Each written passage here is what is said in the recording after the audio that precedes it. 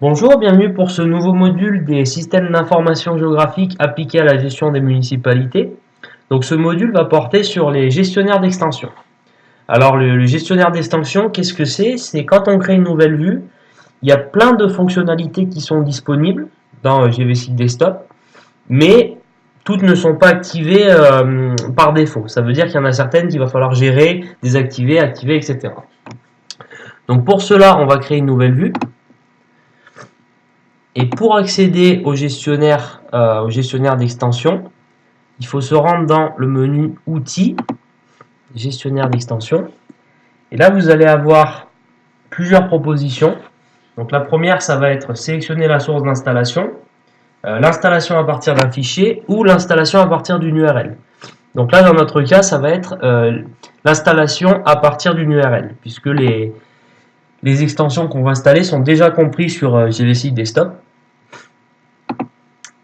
Voilà. Les packages se chargent. Voilà. Donc on va arriver ensuite sur ce menu où il y a donc toutes les extensions disponibles dans GVSIG Desktop. Vous voyez qu'il y en a énormément. Il y en a de différents types. Donc voilà, sur le développement, sur des choses qui se rapportent à l'hydraulique, les géoprocess, etc. Il y a énormément d'extensions disponibles. Donc une extension qui est marquée par un carré vert signifie donc déjà installé, veuillez vérifier. Ça veut dire que l'extension a été installée. En revanche, si c'est un carré blanc de ce type-là, c'est non installé. Donc l'objectif, par exemple, c'est de se concentrer sur une extension comme la symbologie, par exemple, qui est quelque chose d'assez basique, mais qu'on peut donc gérer depuis le gestionnaire des extensions. On clique donc sur symbologie et on a énormément de catalogues de symboles. Celui qui va nous intéresser, ça va être OSM. Alors dans mon cas, il a déjà été installé, donc le carré va être vert. Si pour vous, il s'agit d'un carré blanc, vous avez juste à cliquer donc sur ce carré pour que les symboles OSM s'installent. Il suffit donc moi quand on vérifie, voilà, ça a été installé, donc tout est bon, terminé. Dans votre cas, si ça n'a pas été installé, même pour moi d'ailleurs, il y a un message qui va s'afficher. Il est nécessaire de redémarrer GVSIG pour que les modifications prennent effet. Pour des extensions liées à la symbologie, il n'est pas nécessaire de redémarrer GVSIG. Par contre, pour des extensions plus complexes comme le géoprocess, etc., il faudra redémarrer GVSIG. Et dans ce cas-là, vous cliquez sur OK. Il n'y a pas besoin donc de redémarrer l'application.